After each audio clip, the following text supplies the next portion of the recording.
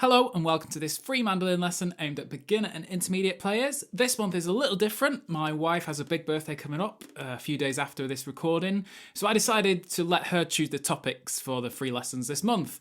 For the beginner and intermediate, she has chosen her favourite old-time tune, which is called Charleston Gals. So in the lesson, we're going to learn the beginner version, just the core melody, which sounds a bit like this.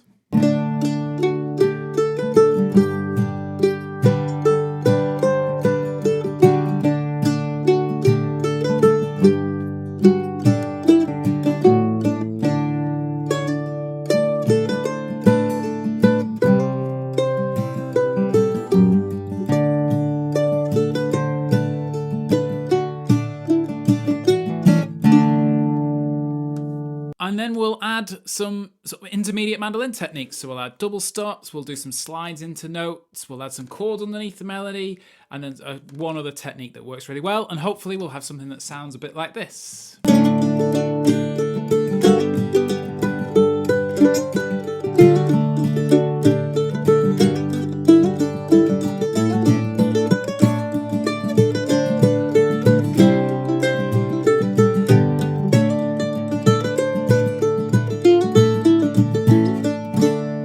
Everything we talk about in the next 15 minutes or so is included in a free PDF, which is linked below. So please do download that and print it out so you can have all the tab and notes in front of you and you don't have to work any of this out by ear. The first thing we need to do is learn the core melody. So this is aimed at beginner players, intermediate players, feel free to skip this. And just so this video doesn't end up being half an hour long, I'm just going to fly through this first melody. We won't break it down because it's relatively straightforward. You have the tab music. Let's just try 2A parts together. I'm going to put the metronome on at 105. And we'll play it together. I'll overdub a guitar as well so you can hear the chords. So here we go, straight in, 2A parts. 1, 2, 3, 4. And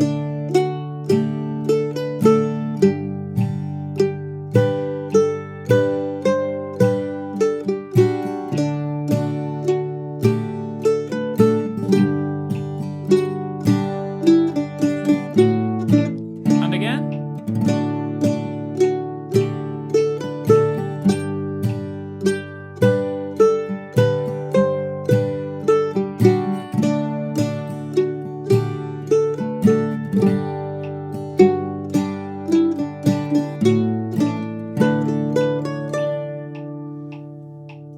Nothing too difficult there. We'll just go straight on to the B part. Where the A part ends and where the B part starts is a little confusing. So when we play the B part, it's going to be the last two beats of the second time bar. So it's the... I want you to catch that as effectively the start of the B part. So this time it'll be after 3, 4, 1, 2, and then you're in. So again, if this is too quick for you, just hit pause, just have a play through yourself, and then hit play again and play along with me. Here we go. 3, 4, 1, 2.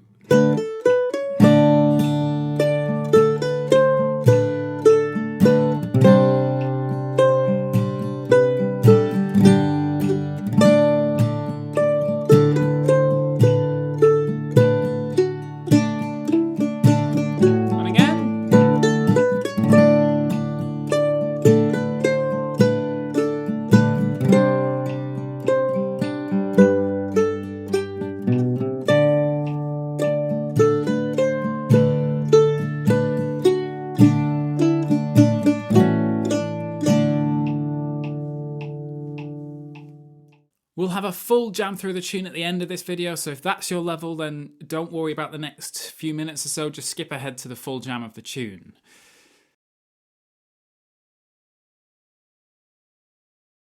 Now for intermediate players, that should hopefully be a relatively simple melody. It's very pretty, a very nice melody. I understand why it's Jay's favourite old-time tune, but we can do some things that make it more mandolin friendly and make it more interesting. So there's 3 techniques I want to talk about.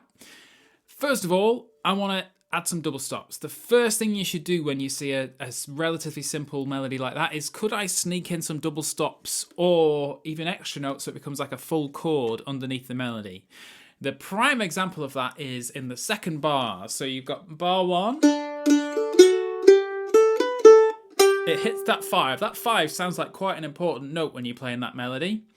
So why can't we, if there's a G chord above it, why can't we add another note from the G chord underneath it, melody-wise, down here on the G string? So we could either have 0 and 5, or we could have 4 and 5. And I quite like the 4 and 5.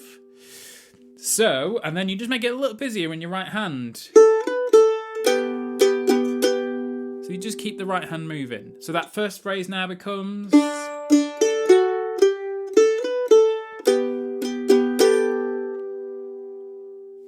And then the next step, once you've got that double stop, why do we have to go straight to it? A very strong element of old-time fiddle playing is being quite loose with the start of notes. And I mean that in a good way. You know, a classical player would hit that G and B straight away, but an old-time fiddle player would maybe slide into it. You sort of just bend the notes a little bit. So again, instead of going, you could go... So you start on 3 and 4 and resolve it up to 4 and 5. And that's indicated on the music. There's 2 lines before the start of the note, and that's what that means. It means do a quick slide into the note. And then I've littered that all over the tune as well, the end of the 4th bar.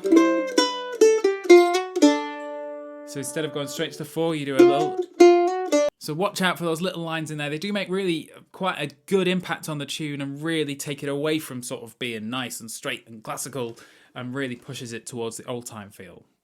The final technique is what I guess you could call it delaying a note. So instead of the first note of the B part, instead of that 5 hitting beat 1, why can't that 5 come on beat and of 1 and you just do a little resolution from the 4 below it? You think of it as a longer version of what we've just done. So instead of going quickly into the 5, you could delay it.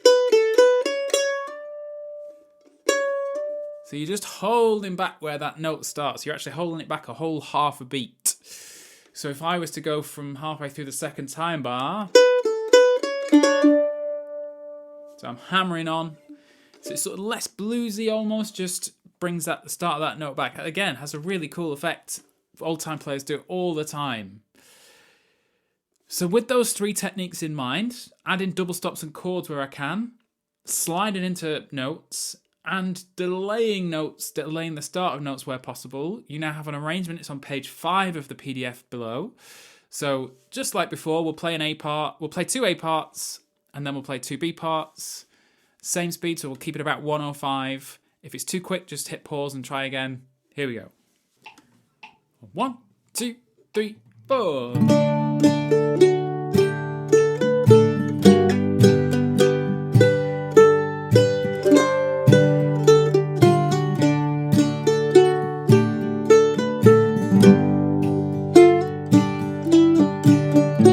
And again.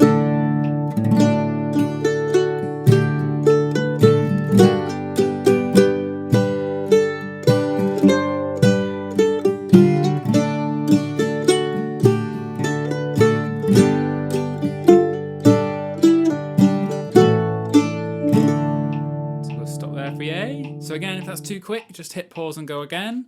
Now let's try the B part. It's 3, 4, 1, 2. So about where we just stopped. And watch out for that delayed start. Here we go. 3, 4, 1, 2.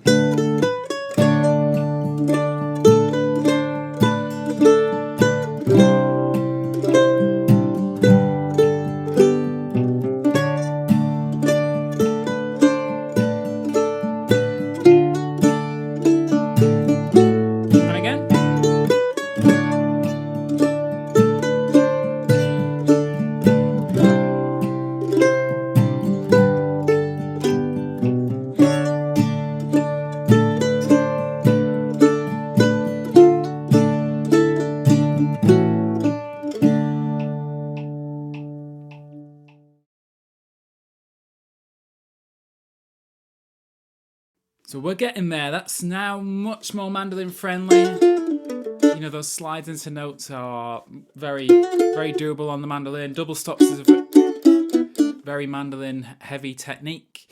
We can do more though. So if we just simply do more of that. So for example, if you think about the very first measure, yes, the first note is a 0, but why can't I slide into that? If that 0 became a 7, why can't I slide into that? And then instantly make some double stops. So if you look, I'm sliding in from my third, the ring finger, and then my index and middle are doing the double stops up there. So for the people who found that last melody easier, there's on page 7 at the end of the PDF, there's another level up of difficulty. We'll have another jam through it, but this time we're going to do A and B together. We're going to play it at 105, then we're going to stop, and then we're going to try it a bit quicker, just to kind of, this is quite a driving tune. So let's try 2 A's, 2 B's without stopping, 105, then we'll stop, increase the metronome, and try it again. So this is the intermediate arrangement. 1, 2, 3, 4.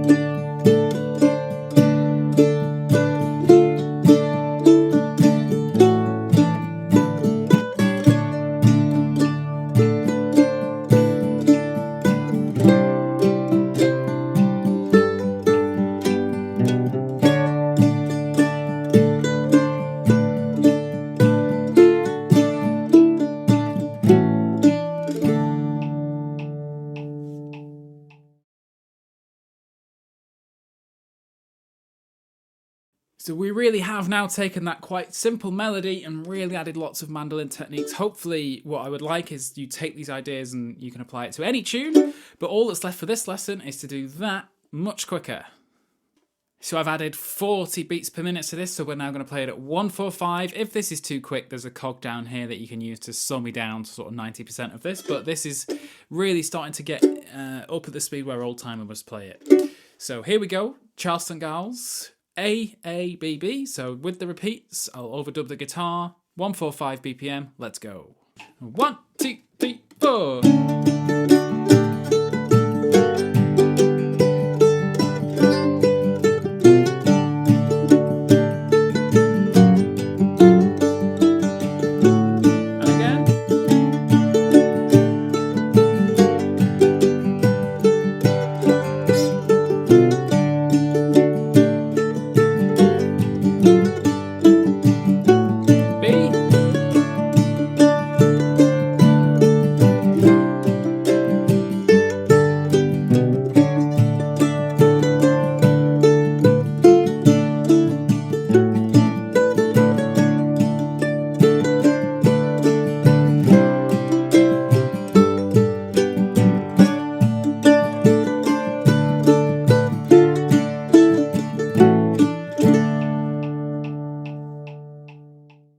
So that's it for this lesson. It's a simple tune, but you can take it wherever you want. You can make it harder by adding all those techniques. And if you find that easy, just keep increasing that metronome speed. The more you get to sort of high 100s,